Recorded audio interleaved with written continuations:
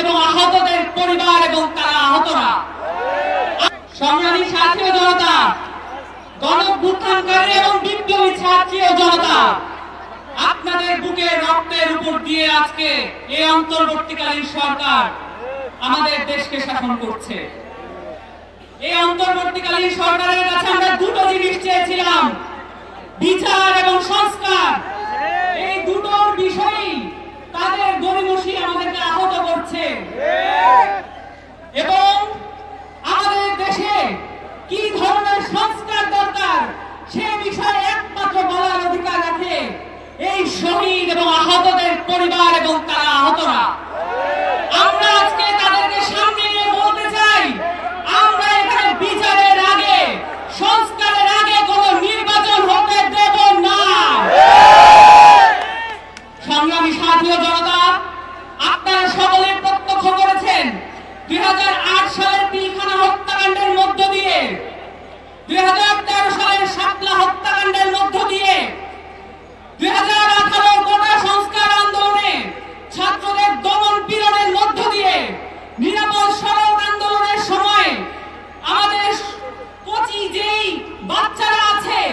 আমাদের যেই ছাত্ররা আছে, তাদেরকে নিপীড়নের মধ্য দিয়ে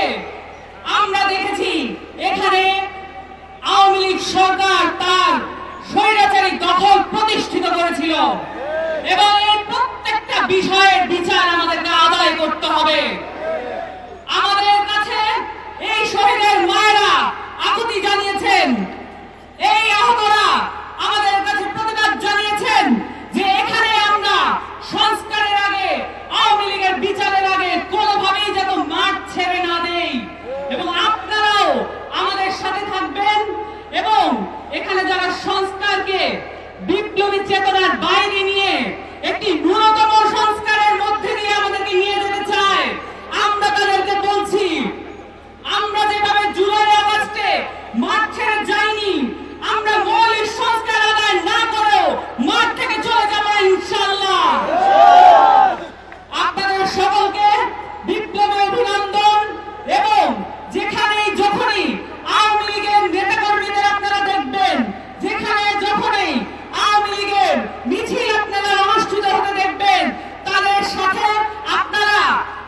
এক রকমের প্রতিবাদ অবশ্যই করবেন এবং পুলিশের কাছে আপনারা সোপর্দ করবেন। আপনাদের কাছে বিপ্লবী আহ্বান জানিয়ে রাখলাম, এদেশে আর কোনোদিন আওয়ামী লীগ রাজনীতি করতে পারবে